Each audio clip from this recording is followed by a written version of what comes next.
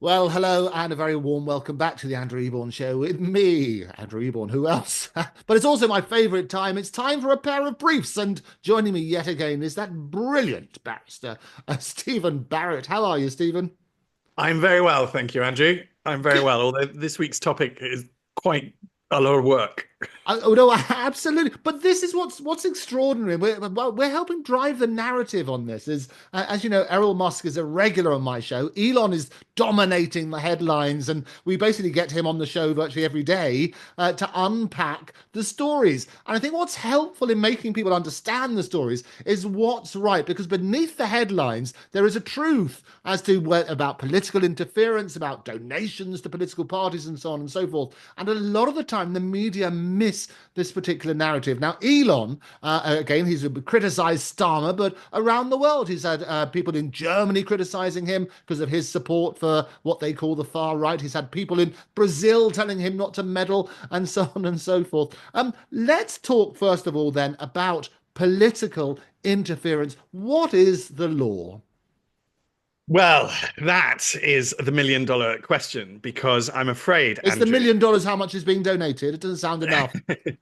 we have been fiddling around in this area for a number of years. The EU started out meddling, and they made rules that apply to all of their member states, and we were a member state of the EU. So we ended up, like everybody else, with an electoral commission, which doesn't really.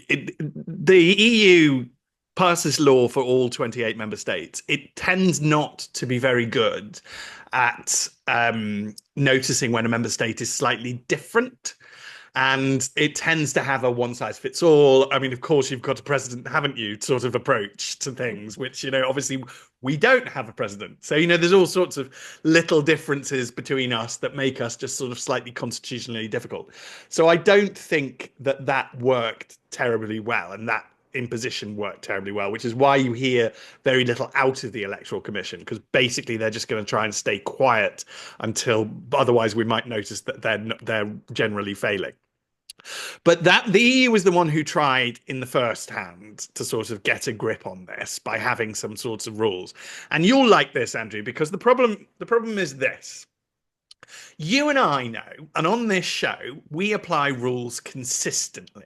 That's what we do because we're lawyers, and that's what the rule of law is. So if, next week a Conservative shadow minister does something unlawful, we will rip that Conservative shadow minister to pieces over the thing that's unlawful. If next week it's a Labour government minister who does something unlawful, we will rip that Labour government minister to pieces because of the unlawful thing that happens, because we don't care. We just want to apply rules in a consistent manner. It's very clear that behind all of this meddling into electoral law, there is no desire to apply rules in a consistent manner. There's a desire to allow electoral interference that they consider to be good electoral interference, and to stop all that nasty electoral interference. And this is culminating. So we've got a bill before Parliament now.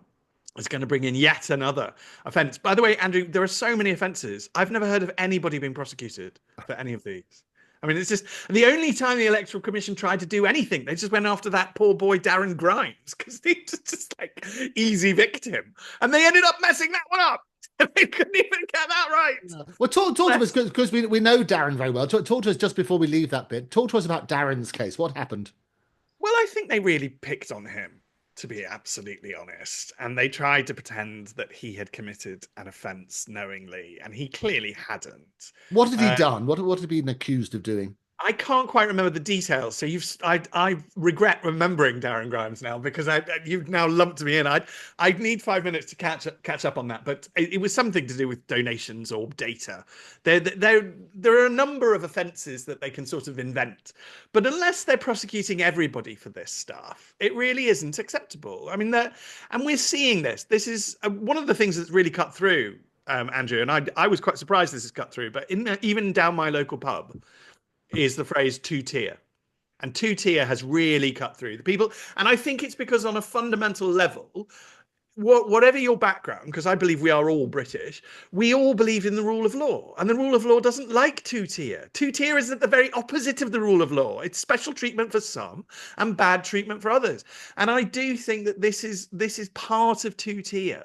There's no real question of rules applying fairly and consistently to everyone. It's much more, Ofcom's approach to GB News. That's just, ignore ITV and having Yvette Cooper and Ed Balls interview each other. But, let's go after GB News. I mean, it's just this And it is that consistency, and as we always emphasize here, and people ask what political allegiance. We deliberately go on all sorts of shows. I've been on George Galloway's show. I've been on Dan Wootton's show. We've been on GB News, on Talk TV, on ITV, BBC, around the world. And BBC always say whenever they're asked about prejudice, they always say, look, well, any government criticizes the BBC consistently saying about prejudice, and they say we must be getting it right somewhere. If everybody criticizes us, that's got to be right. And I'm picking you up on endorsing, if you like, what you were saying beforehand. Politicians around the world who are rubbishing Elon and telling him not to get involved. And German Chancellor Olaf Scholz in the last few days, he said, "Don't feed the troll," is what he said to Elon, so keep out of it. And working on that supremacy, you can guarantee if Elon was speaking up in favour of them, they wouldn't nearly be as vocal. Yes, and we need to. So let's do two things. Let's uh, talk through some examples of foreign electoral interference that isn't Elon. And then let's also talk about how, and particularly the EU is behaving, because I think that of all the ones that I can see interfering in elections, they're the ones that genuinely concern me the most. So I'd rather talk about them than Elon, to be honest. But yes, let's We'll go do back. both. We'll do both. We'll do both. But let's go back to the Brexit referendum when we now know David Cameron asked, but Obama said Britain will go to the back of the queue for a trade negotiation if it votes one way. So that is quite clearly, to my mind, foreign electoral interference. It's designed to put pressure on us to vote a certain way. I don't see how that, any rule that you're going to come up with defining electoral interference, I don't understand how you're going to avoid that. Now let's talk about this new rule that they've got, because the second limb of the test is the conduct must be illegitimate. I don't know what that means. That's not a word that the law knows very well. I hope listeners and viewers, there are loads of words like reasonable. I've been dealing with reasonable for 25 years. I had 26 years. There are some words I know, reckless, negligent, the words that I'm used to. Illegitimate. Ooh, don't know that one. And it sounds very subjective, and I do worry that we probably shouldn't put words like that into law. I've made the same point about Scottish hate crime legislation and about the trans issue, is that if you can't define things, don't, Yes. and and one of the trans issues in Ireland, their definition has the word other in it. Andrew, that's not a definition. That's an admission that you failed. And I think people need to know that there are limits to law, and there are certain words and certain ideas that law just can't deal with. And I think hate is far too subjective. I strongly suspect illegitimate is going to end up being And far too. often when we often raise this point, language is so important, and if it's woolly language and we hide behind it, it's really difficult. Often people will say in defence, "Well, we know it when we see it." Yeah, that's just a justification for their prejudice. So yeah, I see you humans. That's a consistent line that humans come out with. It's generally prejudiced and harsh. But so we're just going to give some examples. Obama. There's a special place in hell. Do you remember that one? Yeah, of course. Donald Tusk coming out with that one, and the EU and Guy Verhofstadt actively campaigned against with bollocks to Brexit and the attempts to get a second referendum. Now, those are all clearly, to my mind, attempts to interfere into the electoral process. What I'm not saying, Andrew, is that I oppose any of these. What I want to do is let's just get loads of examples so that we can see what the problem is. Because if it is a problem and we want it fixed, we can fix it. But we'll have to have a rule that applies consistently to everybody. That is the big problem. And then I want to talk about electoral interference, or let's talk about other things. So do you remember when Macron threatened to cut off electricity supplies to the Channel Islands? Oh, absolutely. Do you remember when he sent a military boat to the Channel Islands? what was that? That looks like interference. That looks pretty dodgy to me. And then if you go back to things like the EU, I think legitimately, because there is still an. I've stopped talking about it because I'm just bored of it now. But there is an EU-wide rule of law crisis. The EU is not a consistent application of rules. It's really a mess now, and so many of the nation states have basically stuck up two fingers to the Commission. But the Commission, and maybe this is just the time we live in. Maybe we just live in a time of two tier. But the Commission only cares about the former Polish government and the current Hungarian government. Everybody else gets a free pass. So everybody else does something related to the rule of law, and the EU just starts whistling. The Commission just whistles, doesn't care. But it used the fact that it had concerns over Hungary to control and to block everybody in the EU. Took out a massive loan, which I think, by the way, that's a bad idea. But anyway, they've done it now. The Germans thought that this was a terrifically bad idea to the point where they tried to block it, and their court tried to block it, which again was defiance of EU law. But the Germans just got off with a slapped wrist for that, and they did eventually cave in and let the EU have this massive bank loan.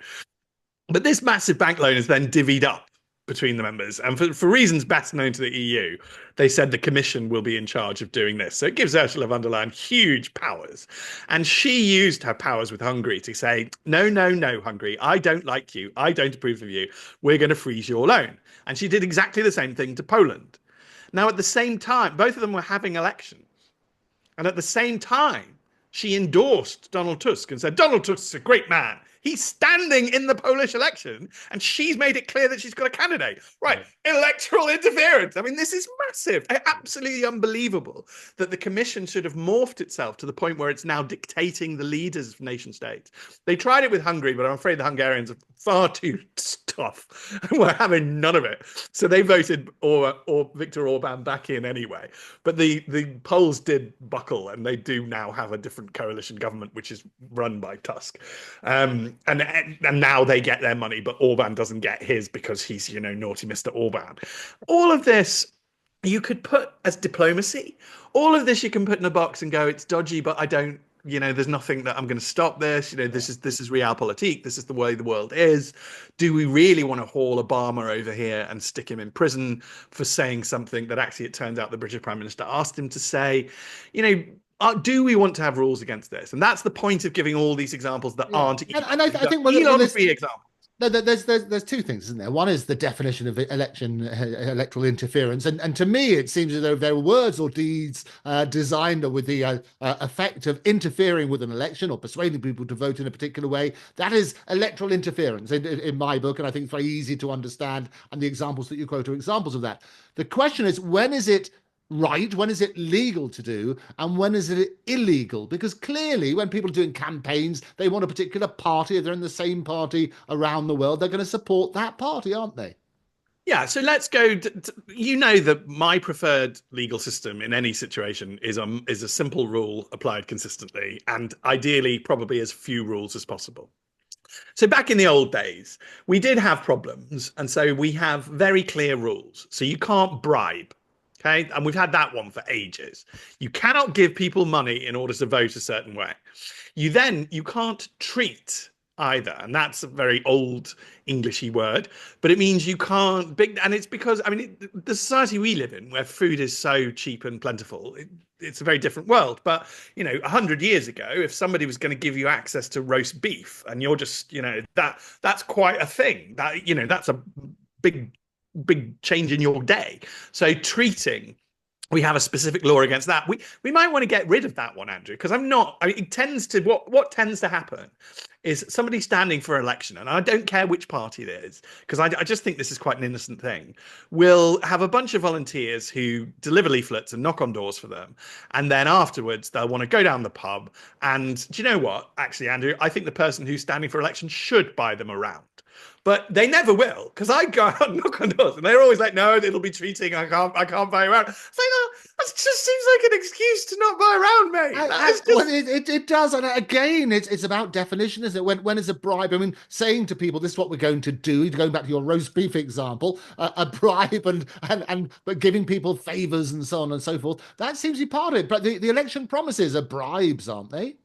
Well, quite. And notice how none of this was applied to Starmer. Nobody started to talk about all the suits he received, all the free hospitality and entertainment he received, all the free glasses he received. Why are no questions raised about any of that? So I think that's another one I'd like to flag up. But I think we could probably get rid of the law on treating. In my great task to get rid of laws, I think we should get rid of it. Bribery we would obviously keep. You can't have people going around But paying people you then money. have to be very clear when something's a treat and when something's a bribe, don't you? Yes, and I think it would bring clarity if we just go back to money, but also things which are of high monetary value. There's always, you probably remember this, but at the bar, you always had the blush test. So very occasionally, somebody a client will want to buy you a gift, and it's like, well, okay, if it's a cake from, somewhere nice, then that's fine. If it's a Ferrari, then no. And it is about magnitude, and we could probably just clarify to make the rule as clear as possible. We could probably clarify and revisit those and say set an absolute value on them. It's right that parliamentarians declare donations. I think that's another rule we probably want to keep. We probably need to go away from this ridiculous idea that they need to declare them all within a certain number of days, because this Labour government has consistently failed in that, and they never faced any opprobrium. And it's fair to say that many Conservative ministers failed, but every time the Conservative ministers failed, there was a big, oh, this is awful. And that inconsistency is just not healthy for our No, society. So, I mean, we always call that out, don't we? And often yeah, people will we say, do. you failed to declare this. Well, I did declare it, but I was a little bit late after whatever, 28 days or whatever it is. But I did declare it. It has to be about intention. And also you're going, as you say, going back to the reason for it is that you're basically transparent. You're saying the reason we know that so many politicians who are presenters on different channels that you and I work on, they declare how much they earn so that people can see, well, this is what's happened. And they're on that sort of basis. But talking about sizable amounts, I mean, Elon, and I'm just bringing him into this bit, he gave people a million every day. He was going to give somebody who'd registered. Would that count as a bribe? You might remember in the US election, that was the case. If you register to vote and so on and so forth, I'm going to pick somebody at random and I'm going to give them $1 million. And he did that for a few people. Did he? I don't think registering to vote would count as a bribe because that is a moral good. So if you look at somewhere like Australia, they have a rule that everybody has to vote, and if they don't vote, they can be punished under the criminal law. We don't have that rule, but I think we would accept that it's a moral good for our people to be registered to vote. I mean, I would rather people registered to vote than voted a certain way, because I am a genuine believer in democracy, and people must have a voice. And one of the most heartbreaking things for me generally is when people give up on democracy, because if you're giving up on democracy, you really are inviting a dictator. You're inviting a tyrant. Don't give up on democracy. Don't ever think your vote is worthless. People died for it. Yeah. It's a very important thing. So I doubt that that would fall foul even of our laws. But the problem we have is that we just keep inventing new offences and nobody's really on top of them. So this bill will create another offence that takes 14 years in prison. For that, I mean, I told you that word that troubles me is illegitimate. Well, they'll just say Elon's illegitimate, but Guy Verhofstadt's nice. Yeah. And Led depends who's led doing the by donkeys definition, are doesn't it? lovely. Yeah. Well, exactly. It's just nonsense. It's far too subjective to be made into law. I think that we're going down a difficult path. Yeah. We seem to have more rules about elections than we have ever had at any point in history. So, unless people are terribly worried that something's going wrong in the electoral system, we can probably stop. I mean, we had an Elections Act only in 2022. Yes. You can't intimidate or influence people. So there are rules against this, specific rules against intimidation. You can't intimidate candidates. Well, I think I saw a lot of intimidation at the general election. Of I think course. let's give it the credits due. I watched on television Jess Phillips being intimidated at her electoral count. Nothing was done about that. Why? And we must protect Jess Phillips just as much as we must protect every other MP. Well, we must, as we always say, protect everybody, which is why, and again, intimidate as opposed to influence. So intimidate is one thing because that sounds like criminal words. Influence, and that's the whole idea of campaigning, isn't it? Well, quite. Yeah. So let's look at this: intimidation, influence, and information. But come on, I mean, information, these are the reasons you're going to vote for me. I Influence, and that you'll know. vote for me because I'm going to make your world a better place. Intimidation, well, if you don't vote for me, you're going to freeze in the winter. They say they have a rationale for this new offence. This is one that's already been law, but let's see what their rationale is. See if it actually makes any bloody sense at all. Electoral offence. What is intimidate? This is the new offence of intimidatory behaviour. Go on then. Words or behaviour intended or likely to block or deter participation, which could reasonably lead to an individual wanting to withdraw from public life. Okay. Hmm. I'm not sure we're enforcing this rule because I think that happens all the time. I'm not sure it should be a rule, but it clearly is. Through platforms such as Twitter and Instagram, those in the public eye, as well as ordinary people, are within reach and more contactable than ever before. This digital progress can have a visible positive impact on democratic engagement. Wait for it. It is, though, a double-edged sword, as it has heightened the vulnerability of candidates, campaigners, and everyone during the election period. Abuse is carried out not just during work hours, but on platforms running 24/7. Oh. And I get that, and I understand. Put that in the context where MPs have been murdered, and you put that into the context where people have had threats against their family, and a number of politicians have spoken out about that, and so they're too scared. And we've had a number of that. So you can see the extreme examples of that, where basically, and that's the mischief you're trying to guard against, is to stop people intimidating others. Obviously, there are other criminal offences. If murder is obviously a criminal offence, but using language on social media is tricky, isn't it? But did we need a specific offence? I mean, that's not you've got your normal protection in law anyway, haven't you? Is what my point about enforcement. Yeah. No, it's ridiculous. This is where we're going wrong. This idea of new offences, left, right, and centre. I mean, it's just this. We're not going to end up in a happy, healthy way. No. Um, let's talk about the elephant in the room, and let's talk about Elon. So, what is Elon doing? He has sent tweets. As far as I can tell, in Britain, that's all he's done. I can't see him having made any donations. We have rules about donations, so he wouldn't be able, I think foreign nationals can't. Remember, in 2022, we increased the voter pool by about 3.5 million people because we let British people who don't live here vote in our elections. Now, I just describe that as idiotic. I think that is an incredibly stupid thing to do. I don't know why the Sunak government did it. I think it's a very, very bad idea. It's obviously open to abuse. And people who have left, I mean, if they've left the country for a week, then sure. But, we used to have a time limit of 5 years, and now it's 25 years. No, no. If you've been out of the country for 18 years, you don't care about the place, mate. So you shouldn't have a vote and the other thing for our electoral system, Andrew, is we're all tied very much to the land, and that's fundamental. And we might do some more shows on that. It's one of the big things about the Constitution I both love and like to talk about a lot is the tie to the land. How the hell? Where are you tied to if you're an expat? The place you last lived 18 years ago? No, don't. This is just. It was a very stupid idea. We've still got it. I don't know why we've still got it, Well, but anyway. I guess in answer to that, and this is what people would say, is that if the political party or the government is going to have an influence on your life as a result, then you should be able to say, well, which party is going to be in power having an influence on my life? Nah, come home then. If you want to, if you want to do that, come home, or just surrender your citizenship and No, go but somewhere. they might have an influence, for example, on tax or something like that, where you've got that sort of side. The only one that I think could have an influence is pensions. But what we do with expats is we freeze the pension at the level that they left. Which actually, there's a little old lady who's campaigning against this because she feels that is monstrous.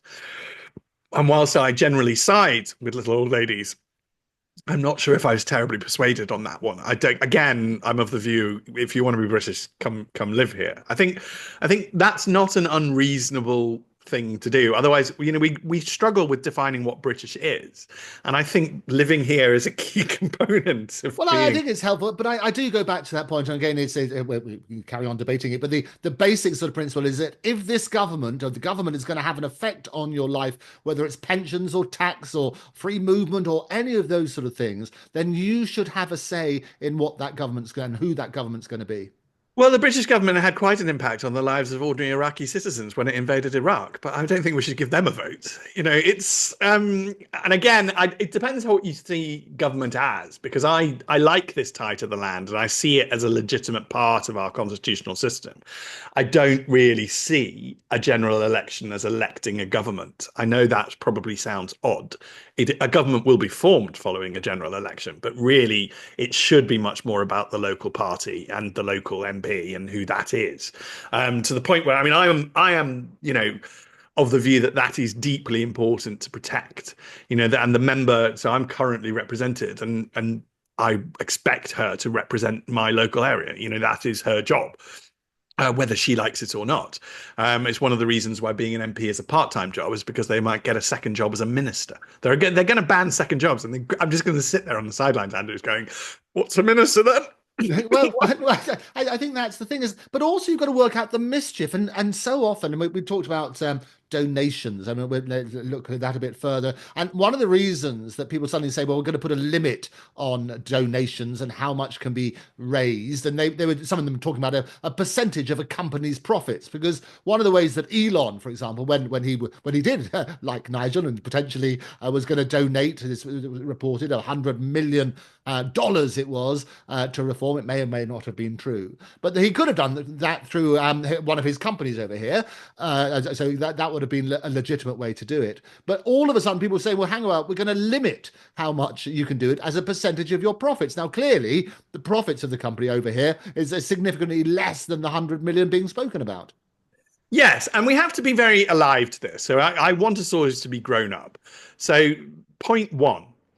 Our electoral system is going to cost money. The political parties cost money. If we don't let them raise donations, we're going to have to pay for them. Okay. So it's going to have to come out of taxation, which I don't want, because I don't think we've got enough money to do all the stuff we need, let alone start funding bloody politicians, which is, so I'm generally against that. If you're with me on that point, the second point is you have to admit that in the two-party structure we have, one party gets almost all of its donations via trades unions. So it gets loads and loads and loads of little donations.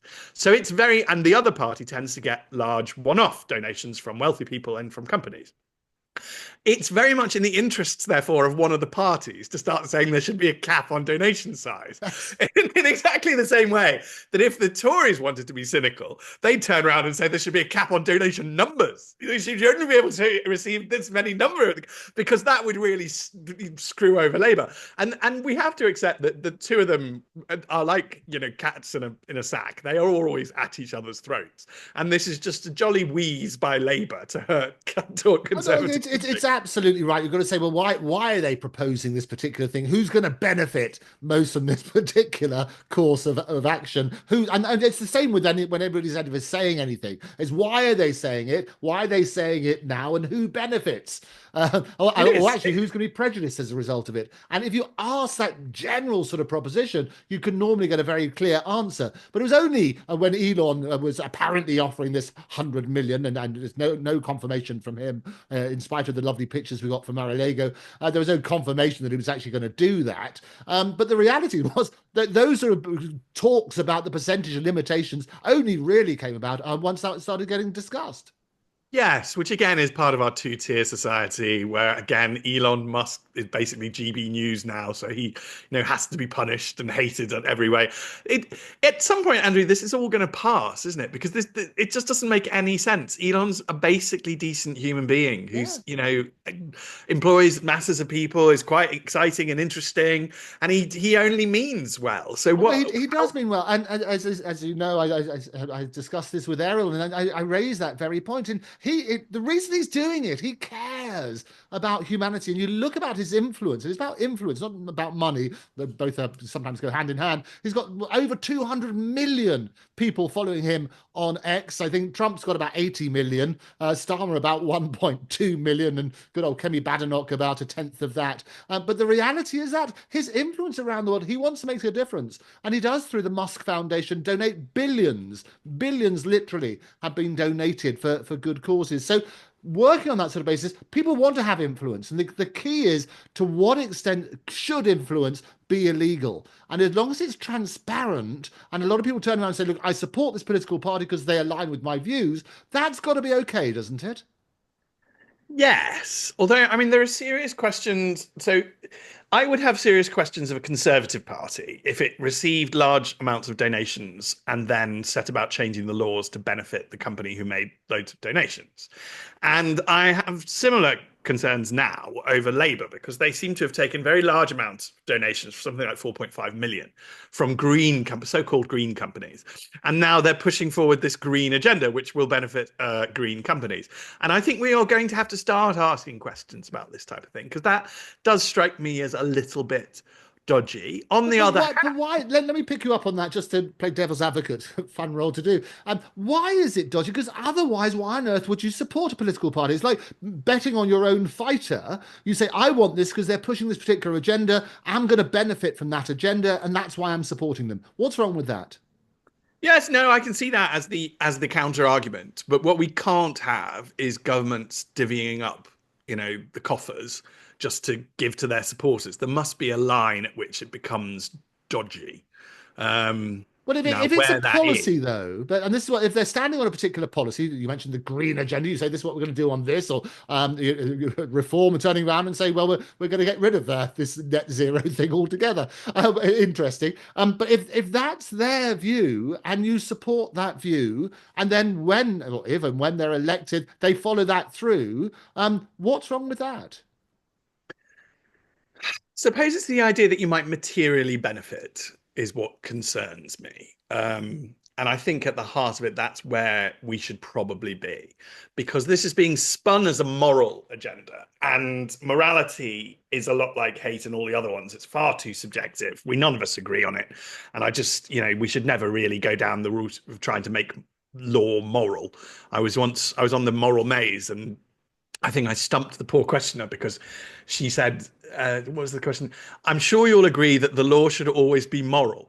And I just went, no, because I don't. I don't see it's the aim of the law to be moral. The aim of the law is to create a system of consistently applied rules which allows us all to flourish and thrive and have a safe society for our kids. Yeah. The idea that it's moral is just like, no, I don't think we should try and achieve moral aims.